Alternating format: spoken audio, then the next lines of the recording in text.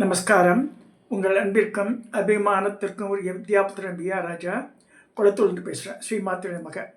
இது என்னுடைய 899வது வீடியோ. இந்த வீடியோவில் என்ன பார்க்க போகிறோன்னா, எனக்கு நேற்று நம்ம இவர்கிட்ட ஸ்ரீகிருஷ்ணன்ற நங்கநல்லூர் ராஜராஜேஸ்வரி கோவில் இருக்கார். அவள் இந்த புக்கெல்லாம் போட்டிருக்காங்க நிறைய. அதை ஸோ அதை பற்றி நான் பேசியிருந்தேன் அவர்கிட்ட. பேசிக்கும்போது இது இருக்கான்னு கேட்டிருந்தேன். சௌபாகிய சிந்தாமணி துர்வாசி எழுதியிருக்கானு. இல்லை மாமா ஒன்றும் ராமலிங்கம் சார் அதை பற்றி ஒன்றும் எழுதலை. இப்போ இருக்கிறது கையில் இருக்கிறது ஸ்டாக் யோகினி ஹிருதயன்னு ஒரு புக் இருக்குது அது அப்படின்னு சொன்னார். எவ்வளோ மாமா சொல்லுங்கள், நான் ஜிபே அனுப்புகிறேன். இல்லை உங்களுக்கெல்லாம் வேண்டாம் மாமா, நாங்கள் ஃப்ரீயாக அனுப்பிச்சிடுறேன் அந்த புக்கை, நீங்கள் எங்களை பற்றி பேச எழுப்பினா அது எல்லாம் கடமை இருக்குது.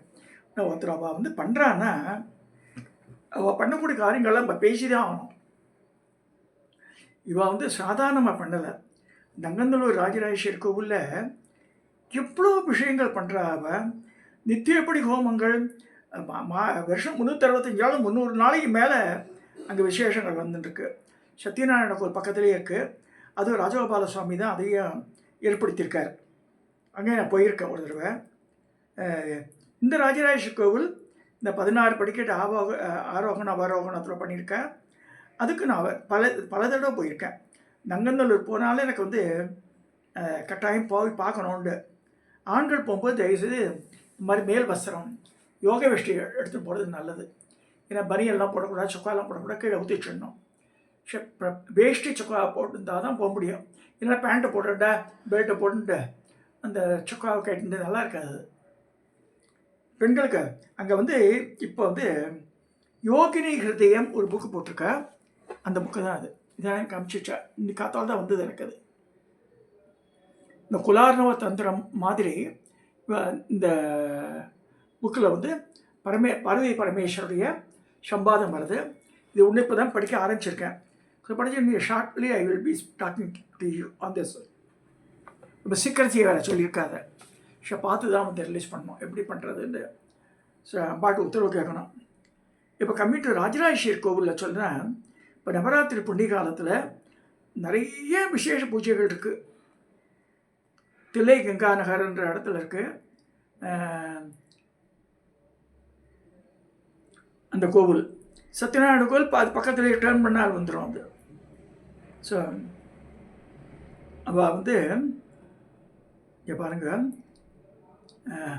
நவராத்திரி மகாலட்சுமி அர்ச்சனை 23/9 ஆரம்பித்து 2ஆம் தேதி 2/10/25 வரைக்கும் பண்ணுறா. இங்கே சத்யநாராயண கோவிலில் அதுக்கு இன்விடேஷன் அமைச்சிருக்கா.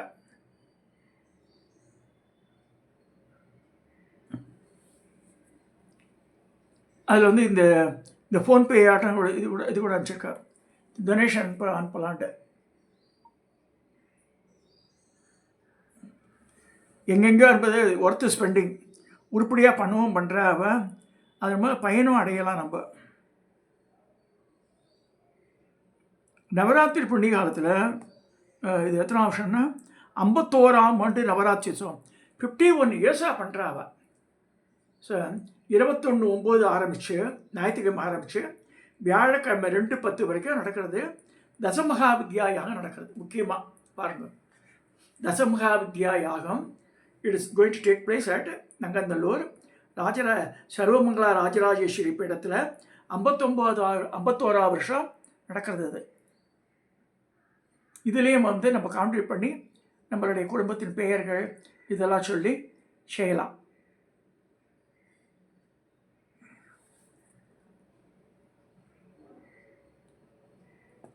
இதில் ஜஸ்ட் ரன் த்ரூ.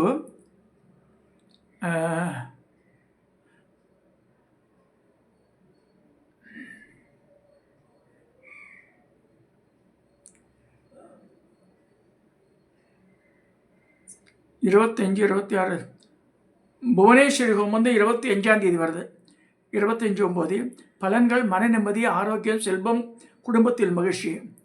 அதே மாதிரி 26/9 குருமண்டல ஹோமம்.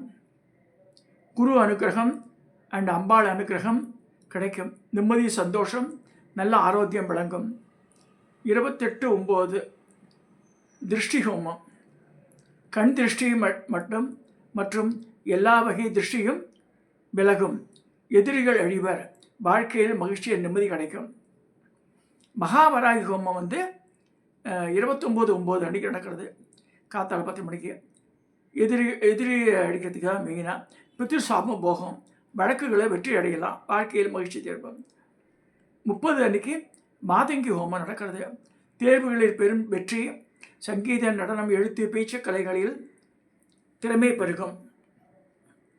அது அடுத்தது 30/9லேயே சாயந்தரம் கமலாத்மிகா ஹோமம் நடக்கிறது. சாயந்தர வேளையில் பெருஞ்செல்வம் சேரும். வாழ்க்கையில் மகிழ்ச்சி, நல்ல ஆரோக்கியம் நிலவும். 1:10 அன்றைக்கி மகா சண்டி ஹோமம் சண்டி ஆகும். வாழ்க்கையில் மகிழ்ச்சி, நிம்மதி, நல்ல ஆரோக்கியம், நீண்ட ஆயுள், குடும்பத்தில் உத்தியோகம், வெற்றி, வாழ்வில் நம்பிக்கை, உற்சாகம், குணங்கள், தீய சக்திகள் விலகும். எதிரிகள் அழிவர். இது போட்டிருக்கேன். இது நான் வந்து மெயினாக அம்பாளை பற்றி சொல்கிறதுனால இதை எடுத்து அதனால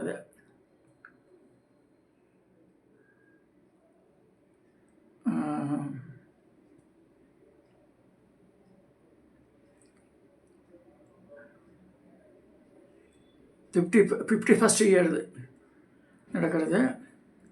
கட்டாயம் விசிட் பண்ணணும். நம்ம அது முன்னாடி படிச்சுட்டேன். 24/9 அன்றைக்கி லலிதா திருசதி ஹோமம் காத்தால 10 மணிக்கு. 24/9 அன்றைக்கி காத்தால 10 மணிக்கு லலிதா திருசதி.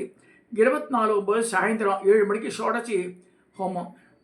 25 அன்றைக்கி அன்னபூரணி ஹோமம் 10 மணிக்கு காத்தால. 25 சாயந்தரம் வந்து புவனேஸ்வரி ஹோமம் 7 மணிக்கு.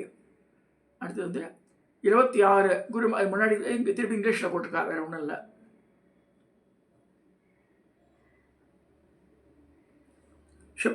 யாரையா சென்னையில் இருக்கால வளம் போவங்க, அப்போ அவருடைய இதுவும் கொடுத்துருக்கா. இப்போ என்ன பேங்க் அக்கௌண்ட் டீட்டெயில்ஸ் எல்லாம் கொடுத்துருக்கு. யூஸிங் நெட் பேங்கிங் அதுவும் கொடுத்துருக்கா. இந்த கிருஷ்ண நம்பர் முன்னாடியே நான் கொடுத்துருக்கேன் உங்களுக்கெல்லாம்.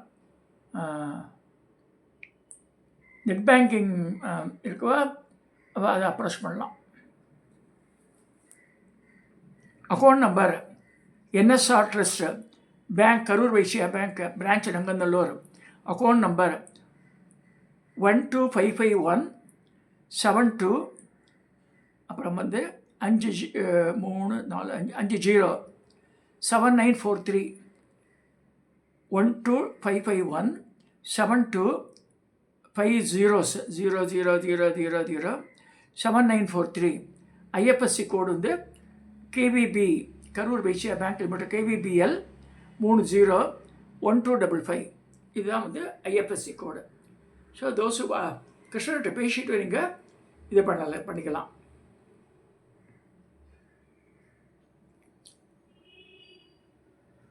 ஸோ இப்போ எதுக்காக அது ஆரம்பித்தேன்னா, இந்த சப்ஜெக்டில் நம்ம நம்பர் விவேக் சரபேஸ்வரன் தசமகாத்தியான்றன திரிபுரா ரகசியத்துலேயே, திரிபுரா ரகசியம் அவா போட்ட புக்கு தான். நிறைய புத்தகம் போட்டிருக்கா. அது அதுக்கெல்லாம் கோடி நமஸ்காரம் பண்ணணும். ராமலிங்கம் சார் வந்து அழகாக அப்படி லட்டு மாதிரி நமக்கு அப்படியே சாப்பிட்ற மாதிரி எடுத்து கொடுத்துருக்காரு. ஒன்றுத்தையும் அந்த வேர்ட்ஸ், காயினேஜ் வேர்ட்ஸ் பியூட்டிஃபுல்லாக இருக்குது. வருது படிக்க படிக்க படிக்க திருப்தி எடுத்து படிக்கணும்னு தோன்றுறது. அதில் என்ன பண்ணியிருக்காரு, ஞானகலிகா சாஸ்திரம்னு இருக்குது. அத்தியாய நம்பர் 30, 30வது அத்தியாயத்தில் திரிபுரா ரகசியத்தில் இருக்குது. இதில் வந்து ஹிமவானுக்கும் மேனைக்கு வந்து அம்பாள் வந்து பொண்ணாக பிறக்கிற. இப்போ வந்து எப்படி பொண்ணாக பிறந்து அவள் வந்து நாரதர் வந்து ட்ரெஸ் பண்ணுறாரு அவளை. உமாவை டெஸ்ட் பண்ணுறாரு. எப்படின்னா இம்மாவான்னு சொல்கிறார், உன் பொண்ணத்துக்கு விஷ்ணு கொடு எப்படின்னா. எப்படி நடக்கிறது பாருங்க. நாரதர் கலை நன்மையில் முடியும் தான் சொல்லுவாத. இப்போ பிறக்கும் போதே என்ன ஆகுதுன்னா, அம்பாளை அவ்வளோ குழந்தையே இல்லைன்னு சொல்லிட்டு ஆசைப்பட்டு கிடைக்கிறா.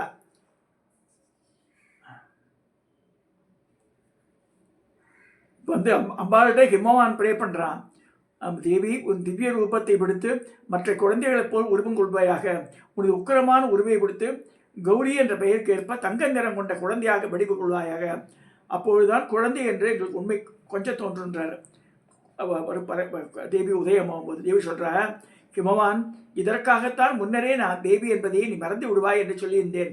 பிற்காலத்தில் மறுபடியும் என் திவ்ய வடிவை காட்டுகிறேன் என்று சொல்லி குழந்தை வழி பற்றி அழ ஆரம்பித்தாள். பிறந்த குழந்தையின் அழுகுரலை கேட்டது ஹிமவான் மனைவியும் சற்று முன்னே தேவியின் திவ்ய ரூபத்தில் கண்டதை மறந்து விட்டனர். அழகிய பெண் குழந்தையை பார்த்து இருவரும் மகிழ்ந்தனர். ஜாதகர்மா முதலிய சம்ஸ்காரங்களை பண்ணி ஹிமவான் பிராமணர்களுக்கு 10,000 பசுக்களையும் 1,00,000 தங்க காசுகளையும் தானம் பண்ணான். எங்கு மகிழ்ச்சி நிறைவேது. குழந்தைக்கு ஹிமவான் கௌரி என்று நாமகரணம் வைத்தான். குழந்தை கௌரி மலைமகளாக ஆனந்தமாக வளர்ந்து வந்தாள். மணப்பருவம் வந்தது. ஹிமவான் கர்க்க மகரிஷியின் சென்று, மகரிஷி, கர்கர் தான் குலகுருவாக இருக்கார் கிருஷ்ணருக்கு, இவாளுக்கு அவர் தான் குலகுரு. மகரிஷி, என் பெண் யாரை மணக்க வேண்டும், முக்காலம் கொண்டு சொல்லும்போது கர்கரிஷி சொல்கிறார், உன் மகள் வாசவத்தில் நீ வணங்கிய தேவி பவானி ஆவாள். சிவபுராணே அவளுக்கு கணவன். கௌரியின் மாய சக்தியால் நீ அறியாது இருக்கிறாய் என்று சொல்கிறார். ஒரு நாள் ஹிமவானை நாரதர் பார்க்க வந்தார். உன் மகளை நாம் பார்க்க வேண்டும் என்றார். ஹிமவான் தன் மகளை கூப்பிட்டான். குழந்தை ரிஷிக்கு நமஸ்காரம் பண்ணினாள். அந்த குழந்தை கௌரியே என்ற இந்த நாரதர் மானசீகமாக கௌரிக்கு நமஸ்காரம் பண்ணிவிட்டு, ஒன்று அறியாத போல் தவமிருந்து பெற்றிருக்கிறாய். உன் மகளுக்கு மனப்பருவம் வந்துவிட்டது. தக்க வயதில் விவாகம் செய்து கொள்வதில் வைக்காமல் பித்திருக்கள் அவதியுறிவர். யாருக்கு உன் கல்யாணம் பண்ணி தரப்போறேன்னு கேட்கிறார். நாரதரிடம் கர்க்க மகரிஷியின் வாக்குப்படி முக்கண்ணன் நான் சிவபெருமானுக்கு தரப்போறே சொல்றாரு. அப்போ நாரதர் சொல்றார், உன் மகளுக்கு நற்குணங்கள் மிகுந்த மாப்பிளை தகும். சிவபுரானுக்கு தகுதி இல்லை. அவர் அமங்கலமானவர். பேய்களுடன் சுடுகாட்டில் இருக்கிறார். பாம்புகளை அணுகிறார். புலித்தோலை உடுத்துகிறார்.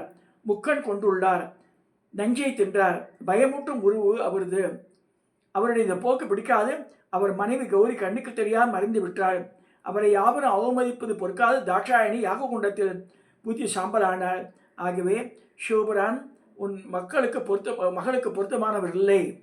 அவளுக்கு பொருத்தமான மாப்பிள்ளை வைகுண்டத்தில் வசிக்கும் கமலக்கண்ணனாகிய விஷ்ணுவே சொல்லுகிறார். உன் மகளுக்கு இருக்கின்ற நற்குணங்களுக்கு விஷ்ணுவே தான் ஏற்றவள் சொல்லும்போது ஹரியை மணமகனாக தேர்ந்தெடுக்கிறார். முன்பு நான் தவமிருந்து கௌரியை பெண்ணாக பெற்றதும் சம்புவை மாப்பிள்ளையாக பெற வரம் கேட்டதும் எல்லாம் மறந்து போன ஹிமவான், நாரதர் உண்மை அமங்கலமாய் உள்ள சிவன் என் மகளுக்கு பொருத்தமற்றவன். வைகுண்டம் சென்று தாங்கள் பேசி என் மகளுக்கு விஷ்ணுவையே மனமுறுத்தி வையுங்கள்னு தாமதம் வேண்டான்னு சொல்கிறான். அப்பாவுக்கு உண்டான கவலையோட தன் தந்தையின் முடிவை கேட்ட கௌரி இந்த முடிவை தன் பிடிக்காததினால் தோழிகள் சூழ இமயமலையில் உள்ள அடர்ந்த காட்டுக்குள் சென்று கங்கை நதிக்கரையில் தவம் இருந்தாள். கங்கையில் குளித்து அருகில் இருந்த குகையில் காமேஸ்வரன் மீது அமர்ந்திருக்கும் திரிபுரசுந்தரியை குறித்து பூஜை செய்கிறாள். வேத தாந்திரிக சூஸ்திரங்களால் தேவியை போற்றினாள். மறுநாள் காலை பக்தி மேலட்ட கீழ்கண்ட ஞான கலிகா, இதுதான் சன்ஸ்கிரிட் ஸ்லோகம் இருக்குது. அது இதில் தமிழாக்கம் பண்ணி டிரான்ஸ்லேட் பண்ணி போட்டிருக்காரு. இதில் நான் ஒரிஜினல் இது பண்ணி நான் வெப்சைட்டில் அப்லோட் பண்ணுறோம்.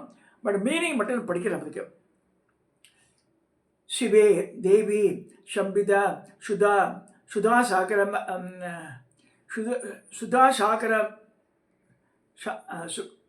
சுதாசாகரம் மக ரூபிணி சர்வாந்த ராத்மீக ரூபா, உன் அம்சமாக விளங்கும் எதுவும் இல்லை. இந்த பிரபஞ்சத்தில் நீயே சத்தியமாகவும் அசத்தியமாகவும் இருக்கிறார். சத்தியம் மித்தியம் இரண்டையும் கடந்தவள் நீ. உன் மாயையினால் உன்னை எவரும் அறியார். நீயே சிதானந்த ரூபணி, இருளுக்கும் ஒளிக்கும் அப்பாற்பட்ட சாந்த சுரூபான மகேஷி நீ என்பதை மூடர் அறியார். சிவாதி பூமி பரியந்தம் என்ற 36 தத்துவங்கள் உன் சரீரத்தில் விளங்குகின்றன. ஆகாசம் போல் பறந்திருப்பவள் நீ. இது யார் சொல்கிறார்? உமாதேவியே திரிபுரசுந்தரிக்கு வேண்டுகிறார். நீயே எல்லாமே நீதான். சுத்ஸ்வரூபணியான நீ அன்றி பிரபஞ்சத்தில் ஒளி எது, இருள் எது, உள்ளெது, வெளியது, அபிமின்னம் எது, பின்னம் எது, நீயே எல்லாமே இருக்கிறாய் எல்லாம் சொல்கிறார். தேவி உபாசனையில் தீவிரமாக இருந்து ஆனால் இந்திரியங்களை ஜெயிக்க முடியாது உள்ள யோகிகள் ஆத்ம ஞானத்தை தம்மிடமே ஒரு கண்ணாடி போல் காண்கின்றனர். அடுத்து மூர்க்கஸ்வரூபா உள்ளவருக்கும் கிடைத்தேற அவர்கள் காணுமாறு பற்பல படிகளை எடுக்கிறாய். உன்னை அடைய பல மார்க்கங்கள் உண்டு. என்ன பண்ணிருக்கிறாய்? இந்த எந்த பாதையில் முயன்றாலும் பக்தனுக்கு உன்னுடன் ஐக்கியத்தை தந்து சமுத்திர நதிகளை ஏற்பது போல ஏற்றுக்கொள்கிறாய். உன் பற்பல வடிவங்களில் தனுர்பான பாஷாங்கோஷம் கொண்டுள்ள உன் வடிவே முக்கியமானது. எஞ்சான் உடம்புக்கும் சிறை செய்யப்பிரதானம். அதுபோன்று திரிபுரசுந்தரியை உபாசிப்பவர்கள் உத்தமர்கள். சம்சார் கடலில் தப்பிக்க பற்பல உபாசனா மார்க்கங்களை காண்பித்திருக்கிறாய். தயை நிறைந்த பராசக்தி என்றும் கீர்த்தி அடைந்தவள் நீ. தேவி, உன் திருப்படியிலேயே என் மனது நிலை கட்டும் கடைக்கண்ணால் என்னை பார்த்தருள்வாய் என்று கௌரினா யார்? உமா பார்வதி பிரார்த்திக்கிறார். ஞான கலிகாய் என்ன மேற்கண்ட சோத்திரத்தை சொல்லி கௌரி தியானத்தில் இருந்தார். திருப்பி கௌரி முன்னே சசாம ரமாவாணி விதமாய் ஸ்ரீசக்கராஜத்தில் ஜபா குசும நிறத்தில் சந்திரசேகரியாக முக்கண்ணியாக காமேஸ்வரன் மடி மீது அமர்ந்து தேவி திரிபுர சுந்தரி தோன்றினாள். அதே மரியாதை கௌரி தியானத்தில் ஆழ்ந்திருந்தார். நீங்கள் கௌரி சொல்கிறார். கௌரியில் பார்வதி. தேவி உத்தரவிட சித்தாகர்ஷண கௌரியின் தியானத்தை கலைத்தாள். கண் திறந்த தேவி ஸ்ரீ திரிபுர சுந்தரி தன் கண்முன்னே காட்சி தருவதை கண்டு கௌரி சொன்னாள், தாயே, என்ன செய்ய வேண்டும் என்று உத்தரவிடுங்கள். நான் சகோதரன் விஷ்ணு சொன்னபடியே இந்த சூலசரத்தை எடுத்தேன். என் கணவரோ தபத்தில் ஆழ்ந்திருக்கிறார். சிவபெருமான் தபத்திலே இருக்கார். தபம் முடிச்சு வந்தால் கல்யாணம் ஆகும். ஸ்ரீ திரிபுரசுந்தரி கௌரியிடம் பதில் சொன்னார், பார்வதி, நீ அறியாது ஒன்றுமில்லை. தபத்தை விடுத்து சீக்கிரம் சிவன் உன்னை அடைவான். உலகுக்கு உவகை தரும் புதல்வனை நீங்கள் பெறுவீர்கள். ஹிமகிரி சுதே, சாக்த தத்துவம் அடங்கிய சோத்திரத்தால் என்னை போற்றினாய். அந்த சோத்திரம் ஞான கலிகா சோத்திரம் என்று இவ்வுலகில் போற்றப்படும். இந்த சோத்திரத்தை படிக்கின்றவர் மீது எனது பிரியம் உண்டாகும் என்று அம்பாள் சொல்கிறார். ஞான கலிகா சோத்திரம் தயவு செய்து சமஸ்கிருதத்திலே இருக்குது, அதை எடுத்து பண்ணுங்க. இந்த புக்கில் போடல, அதை மீனை மட்டும் போட்டாத. தேவியை வணங்கிவிட்டு கௌரி ஸ்நானம் பண்ணி மறுபடியும் பூஜை பண்ணி தேவி பிரசாதத்தை உண்டு காட்டின் அழகிய காட்சியை ரசித்த வண்ணம் அமர்ந்திருந்தார். தோழி ஒருத்தி கௌரியிடம் சொல்லாமல் கொள்ளாமல், நீ அனந்த காத்துக்கு வந்து விட்டாய். உன்னை காணாது உன் வயதான பெற்றோர்கள் துடிதுடித்து போய்கொண்ட சொல்கிறார். அதுக்கு கௌரி அதற்கு தோழி, நான் சிவபெருமான என் கணவராக வருத்தி விட்டேன். என் தந்தை ஏற்க மறுக்கிறார். எனவே தான் நான் காட்டுக்கு வந்தேன்னு சொல்லி சொல்கிறார். ஸ்ரீவி திரிபுர சுந்தரி என் பெற்றோரை ரட்சிக்கட்டும் சொல்லி முடிச்சிடுறார். இந்த ஞான கலிகா சாஸ்திரம் தயவு செய்து you try to find it. இந்த மீன் டைம் நானும் கேட்டிருக்கேன் அந்த சாஸ்திரத்தை. அதை பாம்பே சிஸ்டர்ஸ் பாடியிருக்கா. ஸோ அது அந்த கேசட் கிடைக்கிறது. Gnana Kalika Shastram by Bombay sisters. So pronunciation அந்த வேர்டிங்கெல்லாம் பார்க்கணுன்னா அது தெரிஞ்சுக்கலாம். அது வேறு யாரும் பாடல ஞான கலிகா. ஸோ இதை சொல்லி இந்த பதிவை ஞான கலிகா சோத்திரம் எப்படி வந்தது, அம்பாளுக்கு ரொம்ப பிரியமானதான். அது சின்ன ஷார்ட் இதுதான். இது ஹிமவானுக்கும் மேனைக்கும் பொண்ணா பிறந்து திரிபுர சுந்தரி அவளே போட்டுறா. இன்றைக்கி திரிபுர சுந்தரி புதன்கிழமை இன்னைக்கு த டே ஆஃப் திரிபுர சுந்தரி. அதனால தான் இதை எடுத்து நான் அந்த டாப்பிக்கை இதை சப்ஸ்கிரைப் பண்ணுங்க, ஷேர் பண்ணுங்க, லைக் பண்ணுங்க. காலையில் என் மனசு சரியில்லை. மலேசியாவிலேருந்து ஜிவின்னு சொல்லிட்டு ஜீவித்தன்னு ஒருத்தருக்கு அவர் நல்லா பார்த்துட்டு இருந்தார். ரொம்ப மச் ப்ளீஸ்டு அவர் பற்றி சொன்னார். அதே மலேசியாவிலேருந்து இப்போ மனுஷா அப்படிலாம் இருக்கா பாருங்க. ஒரு தேசம்தான். இந்த சூழ்நி துர்கா புக்கெல்லாம் வேணும்னு கேட்குறாரு. இம்மீடியட்டாக சொன்னேன், 1000 ரூபா ஆகும் போதுக்கு இந்த ஃப்ரான்ச் எக்ஸ்பிரஸ் கொரிய சொன்னால் இந்த புக்கு விலை விளங்கிட்டா 200 ரூபா சொன்னேன். சரி, 2 சூழ்நி துர்கா அந்த திருவேற்காடு கருமாரியம்மனுடைய அதெல்லாம் அமுச்சு வச்சிருந்தேன் அவருக்கு. Actually, God delivered there in Malaysia to Krishna Kumar on 6th itself. Today is 10th. இன்னைக்கு காத்தால மெசேஜ் வருது, what happened in my book, 1 week already passed அப்படின்னு. திருப்பி எனக்கு ஃப்ரான்ச் எக்ஸ்பிரஸ் ஃபோன் பண்ணி கேட்டால் யார் சொன்னால் இந்த கொரியரை கேட்க சொல்லுங்க, 6ஆம் தேதி டெலிவரி சொல்லிட்டு அந்த இதுவே காமிச்சிட்டான். என்ன சம்டியில் அடித்தா மருந்து. ஏன்டா முட்டாத்தனமாக நம்ம இதமான இந்த மலேசியாவில் இருக்க அவங்களுக்கு ஒரு பெரிய பிரச்சனை இருக்குது. They will not disclose their identity.